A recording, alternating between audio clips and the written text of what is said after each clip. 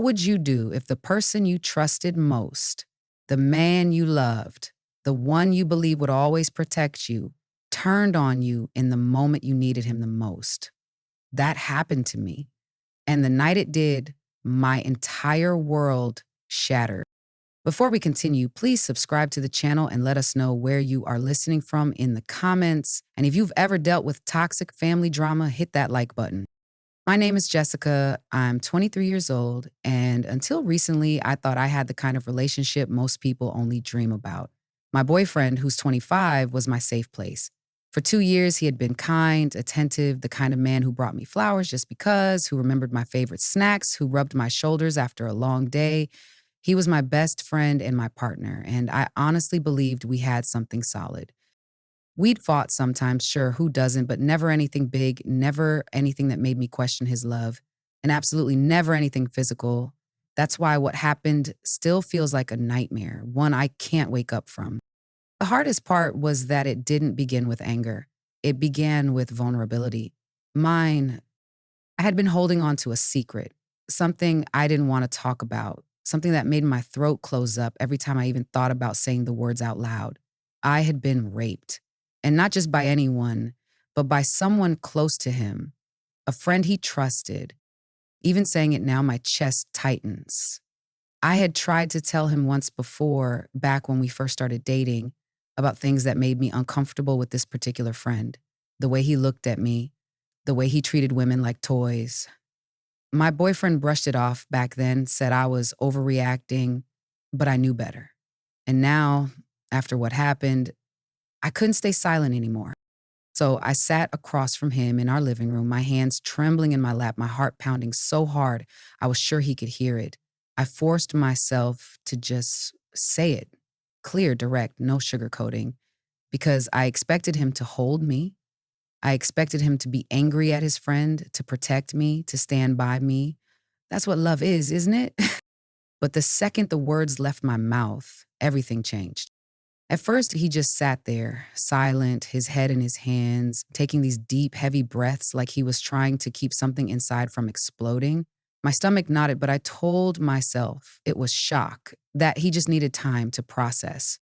Then he looked up at me, and what I saw in his eyes wasn't sadness. It wasn't anger at his friend. It wasn't even disbelief. It was rage. And in that moment, I realized something I had never dared to imagine before. The man I loved wasn't looking at me as someone to protect. He was looking at me as the enemy.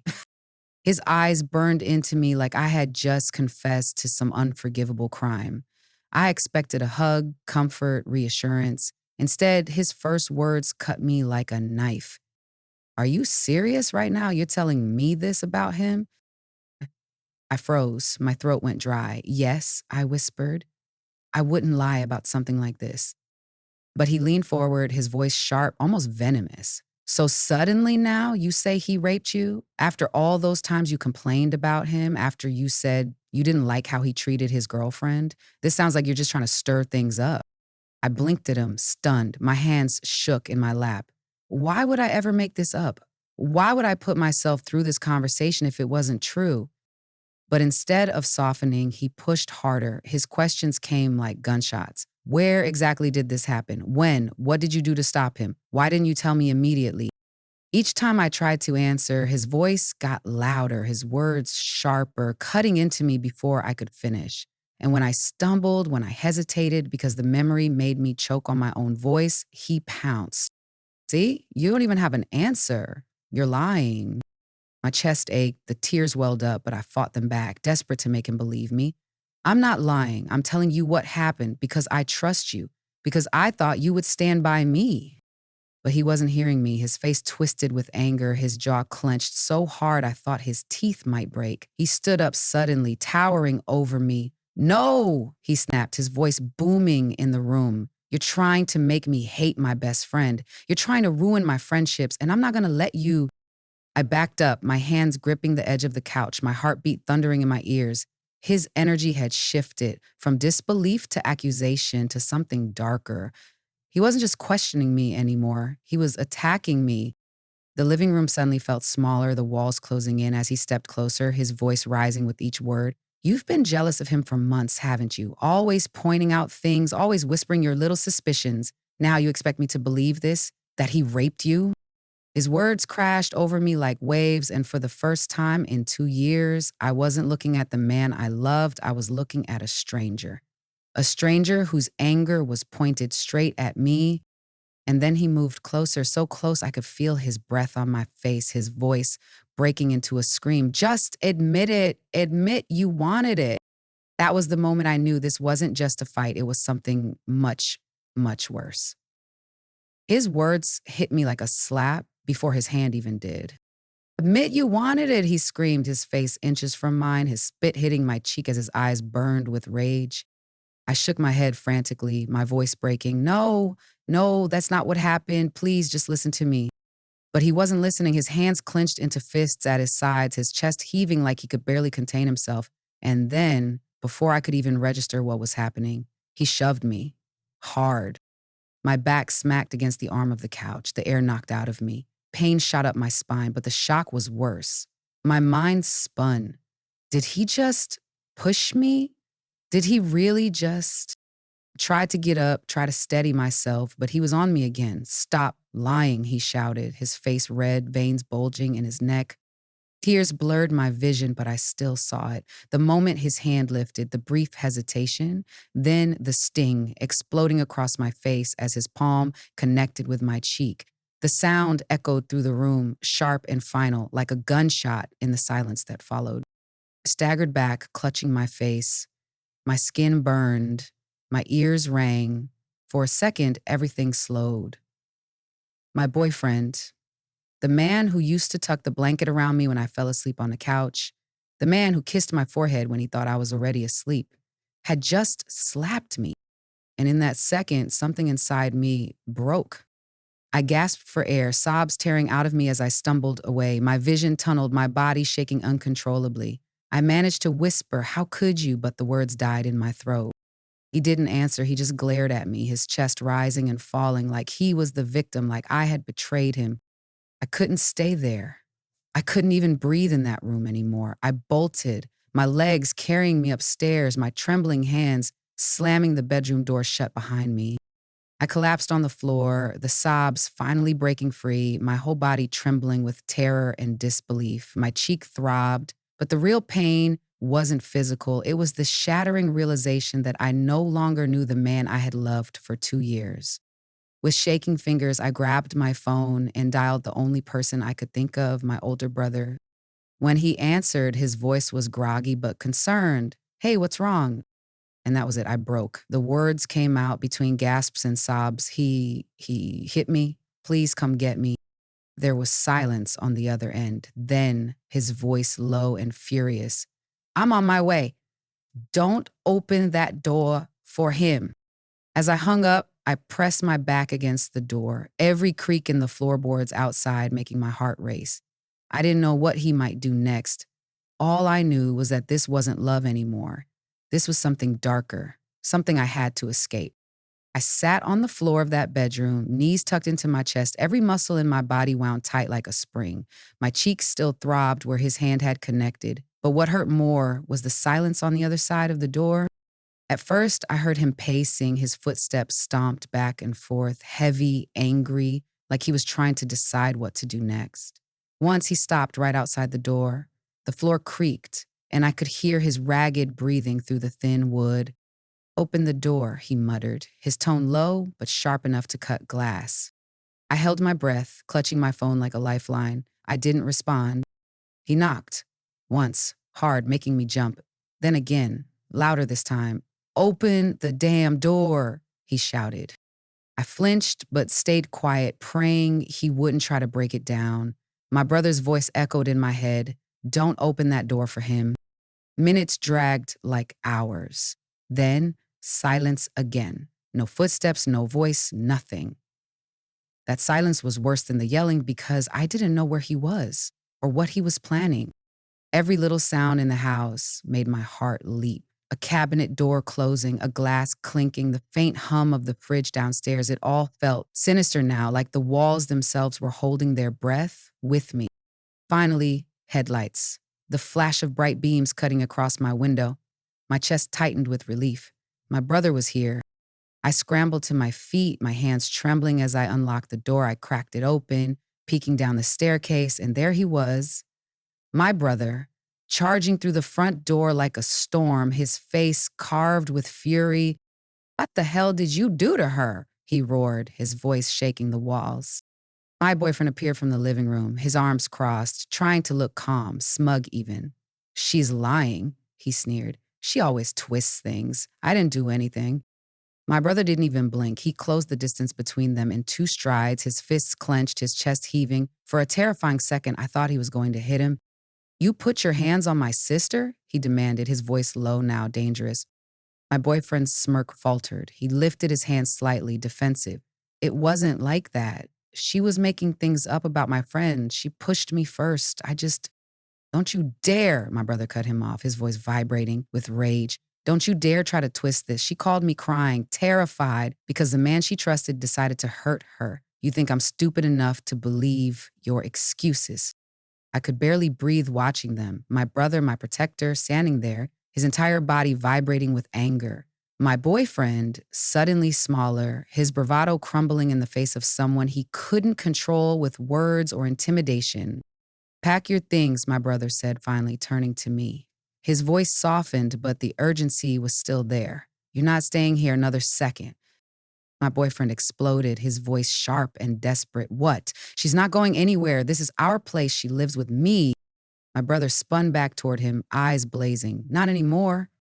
The room fell into a standoff, my boyfriend glaring, fists tightening at his sides, my brother standing tall, unflinching, daring him to try something. I stepped forward, my voice shaking, but steady enough to matter. "I'm leaving." For the first time, my boyfriend's face cracked, not with anger, but with panic. His eyes darted between me and my brother. "You don't mean that," he said quickly, his voice trembling. "You're just upset.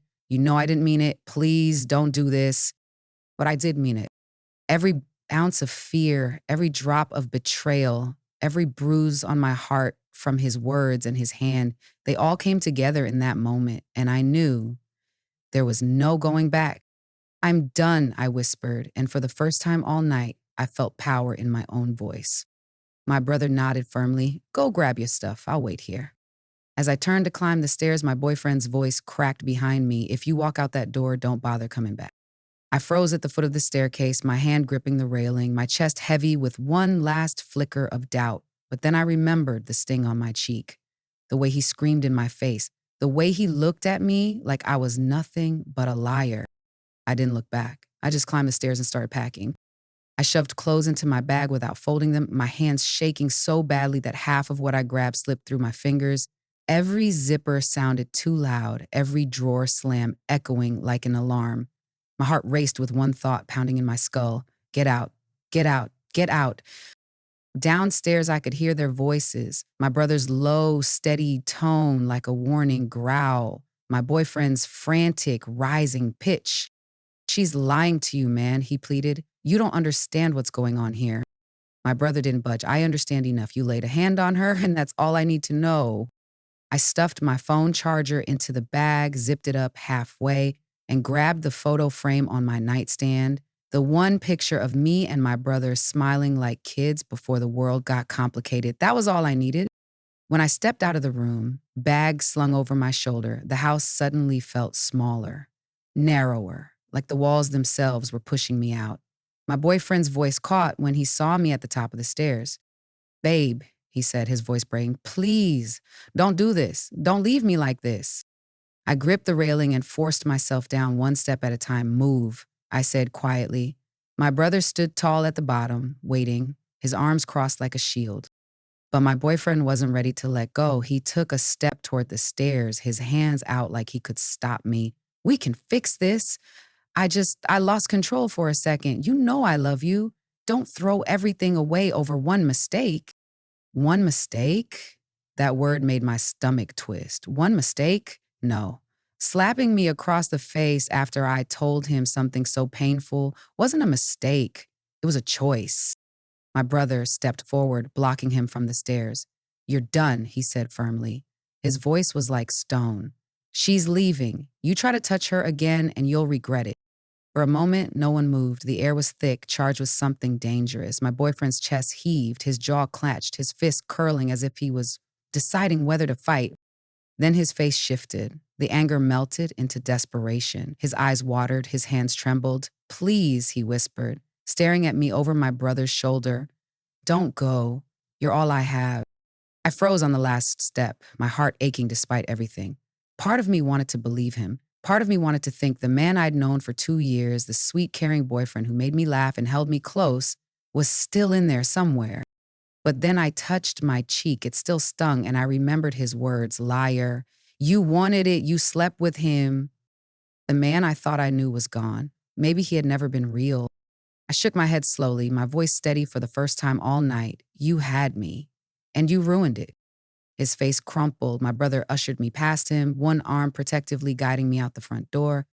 The night air hit my face like a wave of freedom. I sucked in a breath so deep it burned my lungs. My brother's car was parked at the curb, engine running, headlights spilling light onto the pavement behind me. My boyfriend shouted one last time, his voice cracking with fury and desperation. "If you walk away now, you'll regret it." I stopped in the driveway, turning just enough to look at him silhouetted in the doorway. His shadow stretched long across the porch, but for the first time, it didn't scare me. "No," I said quietly, my voice carrying in the night. "The only regret I'd have is staying." And with that, I opened the car door, threw my bag inside, and climbed in. My brother didn't say a word as he pulled away, but his hand squeezed mine once, firm and steady, grounding me. For the first time in 2 years, I felt safe. The ride to my brother's place felt like a blur. Street lights smeared past the windows, but I barely saw them. My hands were clenched so tightly in my lap that my nails dug little crescent moons into my palms. My body buzzed, like it hadn't realized yet that I was safe. Like any second, the front door of the car would burst open and he'd drag me back. My brother drove in silence, one hand gripping the wheel, the other resting near mine like he was ready to catch me if I shattered. Finally, he glanced over. His jaw was tight, his eyes dark with anger I'd never seen before. "You're staying with me for as long as you need," he said firmly. "You don't go back there, not ever." The finality in his voice sent a tremor through me. "But my stuff," I whispered. "Forget your stuff," he cut in. "We'll get it later. Right now, I care about you, not a couch or some clothes. You." That word, "you," hit me like a punch to the chest. For hours, all I'd heard were accusations, lies, venom, and now one word of care cracked me open. Tears spilled before I could stop them. My shoulders shook, my throat ached, and I pressed my fists to my face like I could hold it all in. My brother didn't say anything. He just reached over and rested a hand on my back, solid and steady, and that broke me completely. By the time we pulled into his driveway, my chest hurt from crying. I felt like I had no bones left holding me up, like I was nothing but a hollow, trembling shell. He parked, killed the engine, and turned to me. "You're safe now," he said quietly. "You hear me? Safe." I nodded, but the word felt foreign, like my body hadn't gotten the message yet. Inside his apartment, he handed me one of his old t-shirts, soft and oversized, and made me tea without asking if I wanted any. He moved around the kitchen quietly, giving me space but never straying far. The normalcy of it, the kettle whistling, the hum of the fridge, felt surreal compared to the chaos I'd just left behind. When he set the steamy mug in front of me, I wrapped my hands around it just to feel something warm. My reflection in the dark liquid startled me. Red eyes, a swollen cheek, hair sticking out in every direction. I barely recognized myself. "I don't understand," I whispered finally, my voice hoarse. How could he do that? I thought he loved me. For 2 years, he was good to me. I trusted him with everything. And the moment I told him the truth, he turned into a stranger. My brother's chair scraped as he sat across from me. "He didn't turn into a stranger," he said flatly. "That's who he's been the whole time. You just didn't see it until tonight." I shook my head, tears stinging again. But he was kind. He held me when I cried. He made me laugh. He did things no one else ever did for me. Was it all fake? Kindness doesn't matter if it disappears the second you need it most, my brother said, his voice low but firm. Love doesn't vanish when tested. That wasn't love, that was control. The words sank in slowly, heavy and unrelenting. Part of me wanted to fight them, to cling to the image of the man I thought I knew, but another part of me, tired, bruised, raw, knew he was right. I curled into the chair, tucking my knees against my chest like a child. I feel stupid, I admitted, my voice breaking. Stupid for staying, stupid for believing he'd protect me, stupid for thinking he wouldn't choose his friend over me. My brother leaned forward, eyes locking on mine. Don't you ever call yourself stupid, he said, sharp enough to make me flinch. You trusted someone who didn't deserve it. That's not stupidity, that's humanity. The shame is his, not yours. I buried my face in my arms and sobbed until my throat hurt. All the denial, all the fear, all the humiliation poured out of me in ragged gasps. And the whole time, my brother just sat there, silent and steady, letting me crumble without judgment. At some point, exhaustion pulled me under. My brother tucked a blanket around me right there on the couch. I drifted off with the faint taste of salt on my lips, the blanket warm and his presence like a guard at the door. For the first time in hours, I believed maybe, just maybe, I wasn't alone in this anymore. The next morning, sunlight streamed through the blinds, too bright for how heavy I felt inside. My head pounded, my eyes were swollen, and for a moment, I forgot where I was. The couch cushions under me felt foreign until I remembered my brother's place. Safety. I sat up slowly, the blanket sliding to the floor, and the memories of last night hit me like a truck. His face twisted in anger, the sting on my cheek, his friend's name still hanging in the air between us. My stomach turned, and I pressed a hand against it, like I could stop the nausea. My brother walked in quietly, holding 2 mugs of coffee. He set one in front of me without a word. He didn't hover, didn't bombard me with questions, just let me exist in silence until I could speak. Finally, I did. My voice came out rough, shaky. What do I do now? He leaned against the counter, arms crossed. That depends. Do you want to press charges or do you just want to be done with him? The thought of going to the police sent a wave of fear through me. My chest tightened, my breath caught. I could already hear the questions, see the doubt in their eyes, just like I had seen in his. And if he didn't believe me, why would strangers? I don't know, I whispered, staring into the dark coffee. Part of me wants to forget this ever happened, pretend it's not real. And the other part, my brother asked gently, the other part of me wanted revenge, wanted him to feel the humiliation, the disbelief, the betrayal that had gutted me. But saying that out loud felt dangerous, like if I gave it words, it would consume me. I shrugged. The other part wants him to pay. My brother studied me for a long moment, his jaw tight. Whatever you decide, you're not doing it alone. You hear me? Not anymore. The words settled in my chest like an anchor. For the first time since this nightmare began, I felt steady. But then, like a cruel echo, my phone buzzed on the coffee table. The screen lit up, his name. I froze, my throat closed up. Just seeing those letters made my skin crawl. My brother reached for it, but I shook my head. I wanted to see what he had to say. With trembling fingers, I swiped it open. A wall of text filled the screen. You all reacted. It wasn't even that bad. Stop lying about my friend. You're making this worse. If you tell anyone, I'll make sure nobody believes you. My hand shook so hard I almost dropped the phone. My brother's eyes darkened as he read over my shoulder. He threatened you? His voice was low, dangerous. I nodded, tears stinging again. He still thinks I'm lying. He still thinks I made it all up.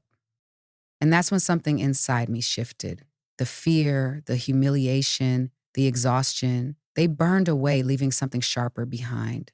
Resolve. He doesn't get to decide my truth, I said quietly, almost to myself. He doesn't get to scare me into silence. My brother's hand landed on my shoulder, grounding me. Then let's make sure he does. I looked up at him, the decision solidifying in my chest. For 2 years, I had thought this man was my safe place, but last night proved the truth. He was the danger, and now I was done letting him hold power over me. The question was no longer, what do I do now? The question was, how do I make sure he never gets to hurt me or anyone else again? That night, I sat on the edge of the bed in my brother's spare room, staring at my phone like it was a live grenade. His texts still glared back at me, the threats, the accusations, the casual cruelty of someone who had shown me his true face. I scrolled slowly, reading them again and again, until I felt my chest tighten with rage instead of fear. For 2 years, I thought I knew him. I thought he was gentle, protective, the kind of man who would stand beside me through anything. But now I saw the truth. He wasn't a protector. He was a coward who would rather slap me than face the reality that his best friend was a predator. Leader, I could have blocked his number. I could have stayed silent and let him keep spinning his lies, but I was done being silent. So I started gathering proof. I screenshot every message he sent me, saving them into a folder. I typed up exactly what had happened that night in his living room, every word, every movement, every sick detail burned into my memory. My brother helped me back it up on his computer, making sure nothing could be accidentally deleted. And then I made a decision. I wasn't just going to protect myself, I was going to destroy the false image he had built, the sweet, caring boyfriend everyone thought he was. The next morning, with my brother by my side, I went to the police. Walking into that station felt like walking into fire. My palms were sweaty, my throat tight, my body screaming to turn around and leave, but my brother squeezed my hand, steadying me. The detective listened carefully as I explained everything: the assault by his friend, my boyfriend's reaction, the threats that followed. At first, my voice shook so badly I could barely get the words out, but as I kept talking, something shifted. My voice grew steadier, stronger. I was a woman demanding justice. When I handed over the screenshots of his text, the detective raised an eyebrow. "These are serious threats," she said, her tone clipped. "We'll be contacting him, and you'll need a restraining order." Hearing those words felt like air rushing into my lungs after drowning. Later, word spread fast. My boyfriend wasn't just shocked when the police came knocking, he was furious. He tried to spin the story, claiming I was crazy, that I had made it all up. But the text told a different story. My friends saw them, my family saw them, his family saw them. The mask he had worn for so long cracked in front of everyone. The man who used to beam about being the perfect boyfriend was suddenly exposed as the guy who hit his girlfriend and threatened her into silence. And his so-called friend, the one who hurt me in the first place, he didn't get away either. My report included his name, and soon enough, there were questions he couldn't talk his way out of. His own girlfriend dumped him, disgust written all over her face. For weeks, my phone buzzed with messages, apologies, shock, people telling me how they never expected this from him. And while part of me hated being the center of attention for something so painful, another part of me felt stronger, safer, because finally the truth was out there. One evening, my brother and I sat on the porch watching the sunset. I hadn't cried in days. For the first time in what felt like forever, I wasn't looking over my shoulder, waiting for the next blow. "He can't hurt you anymore," my brother said quietly. I nodded, "No, he can't."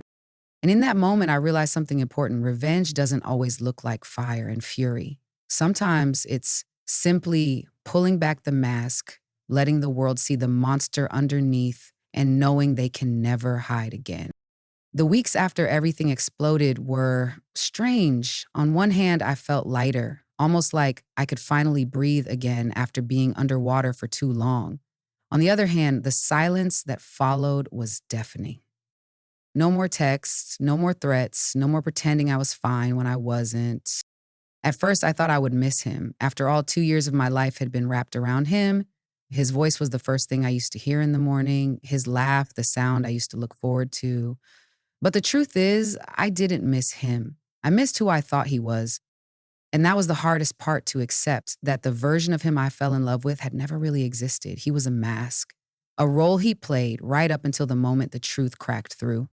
Therapy helps me see that. I sat across from a kind, steady counselor who looked me in the eye and said, "You are not broken because of what happened. You were betrayed. There's a difference. Broken means you can't be fixed. Betrayed means someone else failed you, and you can rebuild stronger than before." Those words became my anchor. I started taking back little pieces of myself, going for walks without checking over my shoulder, listening to music again without flinching at love songs, laughing with my brother over stupid jokes until tears streamed down my face. For the first time in years, I was learning what it meant to feel safe, not because of someone else protecting me, but because I was finally protecting myself. My ex tried to reach out a few more times, of course. He wanted to talk to make things right, but by then I didn't even flinch. His words had no power anymore. My lawyer handled everything, the restraining order held, and I blocked him on every platform, every number, every possible way back into my life. And as for his friend, the one who started all of this, last I heard, he had lost his girlfriend, most of his friends, and his job. The truth has a way of tearing down the walls liars hide behind. Maybe one day he'll face real justice in court. But for me, knowing that he's exposed and alone is justice enough.